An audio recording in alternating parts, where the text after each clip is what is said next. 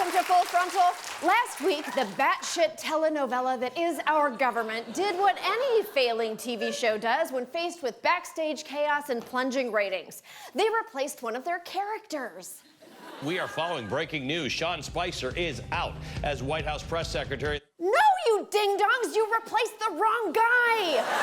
That's like if 2.5 Men had reacted to Charlie Sheen's meltdown by firing that insane troublemaker John Cryer.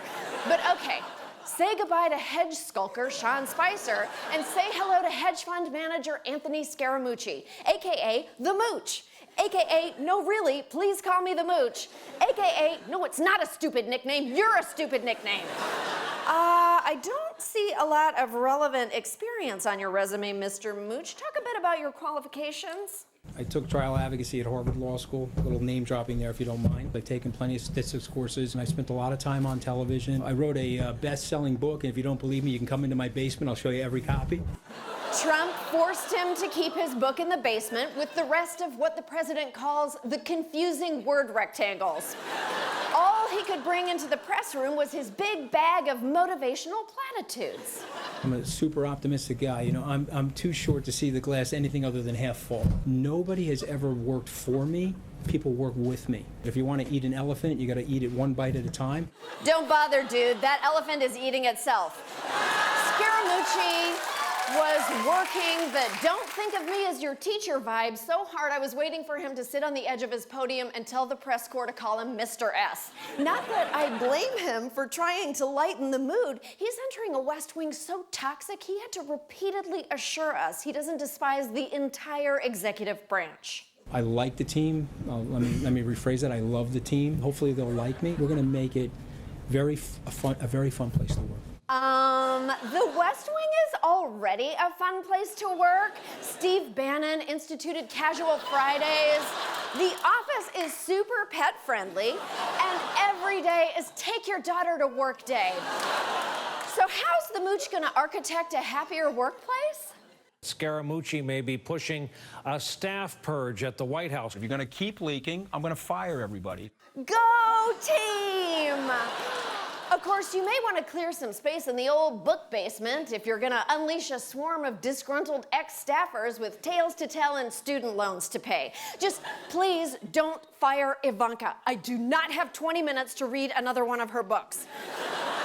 Unlike Sean Spicer, who tried to control his exuberant charge, the Mooch is taking this stepdad approach and giving him unlimited screen time.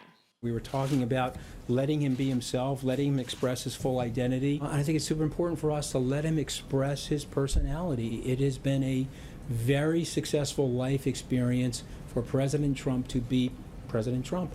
And so let's let him do that. And let me just finish.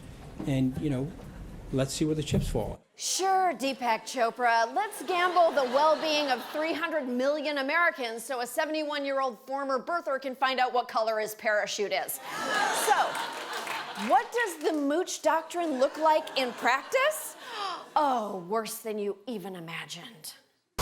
President Trump just tweeting out a big announcement about the military, saying this, quote, after consultation with my generals and military experts, please be advised that the United States government will not accept or allow transgender individuals to serve in any capacity in the U.S. military.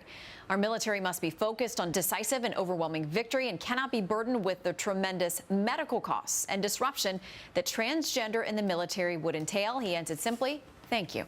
Thank you? Fuck you. Look, I know you don't know or care how government works. I mean, that has been abundantly clear. But we don't make bullshit discriminatory laws on Twitter. That's what Congress is for. And even they don't have your back on this one. Well, I think you ought to treat everybody fairly, and you ought to give everybody a chance to serve. Senator Joni Ernst, she says in her statement that she served with all sorts of people. If they're willing to serve and able to serve, she's in favor of allowing them to serve. Well, says you coastal elitist, Harley-riding, gun-loving, hog-farming Iowa veteran. What would you know about Trump's base?